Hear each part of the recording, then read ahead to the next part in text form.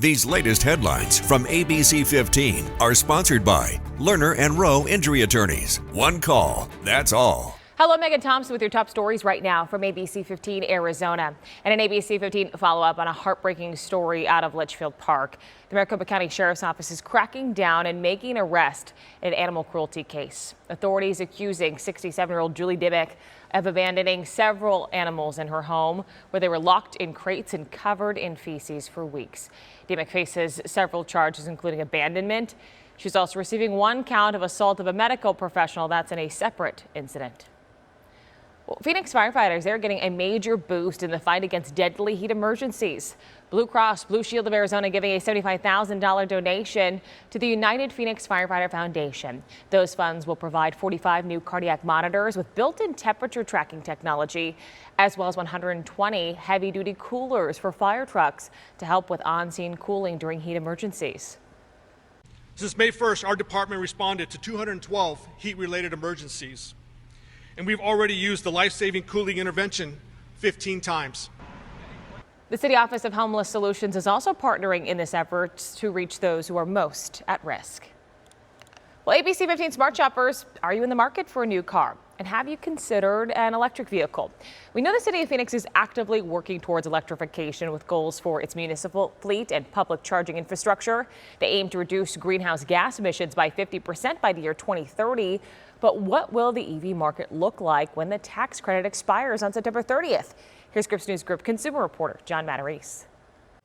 If you've ever considered buying an EV or just entertained the idea, well, now is the time to visit a dealership. That's because you have just 2 months before those EV tax credits expire.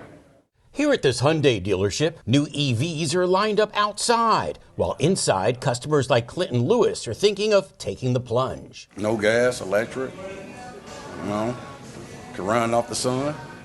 Yeah, bring it on.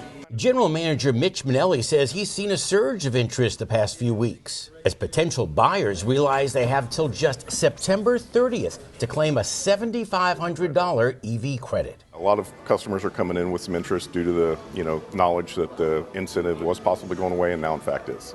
He says right now you can couple that credit with additional incentives to save over $10,000 on many of these EVs. Carl Brower with IC Cars says that EV sales may be good at the moment, but they're likely to drop off after the tax credit expires. And I suspect that that's going to settle in around 4 to 5% of new car sales, about half of what they are right now. EVs make up a small share of the car market, which Brower attributes to their niche role, mainly in certain regions and in multi-car households. They'll be implemented where consumers find value in them. They'll be purchased and used. And where they don't make sense, consumers won't find value in them. If you're in the market for a conventional or hybrid vehicle, he suggests waiting until the tax credit ends. They don't have to bear the cost and help make the company overall profitable by charging more for those to make up for the money losing EVs. So with just weeks left to claim the credit, buyers like Adam Contino are debating whether to go electric. Pros were quiet, quick off the line. Cons are range anxiety. It's best to consider all your options so you don't waste your money. John Matarese, Scripps News Group. ABC 15 is watching Washington this morning as the Federal Reserve begins day 2 of its policy meeting. This afternoon, Fed Chair Jerome Powell will announce whether policymakers are choosing to cut interest rates or not. President Donald Trump has been pressing for a rate cut, but the Fed has been cautious as it watches the impacts of tariffs.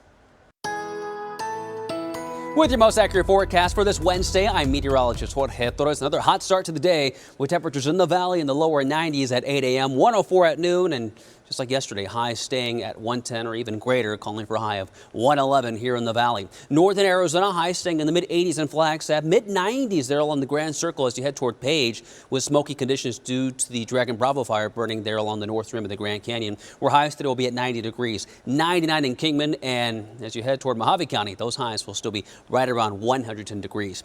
Heating up in the valley still will be at 110 today. Slight monsoon storm chance tomorrow at 10%, and hotter on Friday with a high of 113 degrees, and it gets even hotter for the weekend. 114 now on Saturday with overnight lows staying in the 90s. In the high country, we'll have those isolated to spotty storm chances over the next several days with warm afternoons too, with highs staying in the mid 80s all the way through Tuesday with overnight lows generally in the upper 40s to low to mid 50s. For the latest headlines, weather, and traffic, head to abc15.com, or you can download that free ABC 15 mobile app. These latest headlines from ABC 15 are sponsored by Lerner and Rowe Injury Attorneys. One call, that's all.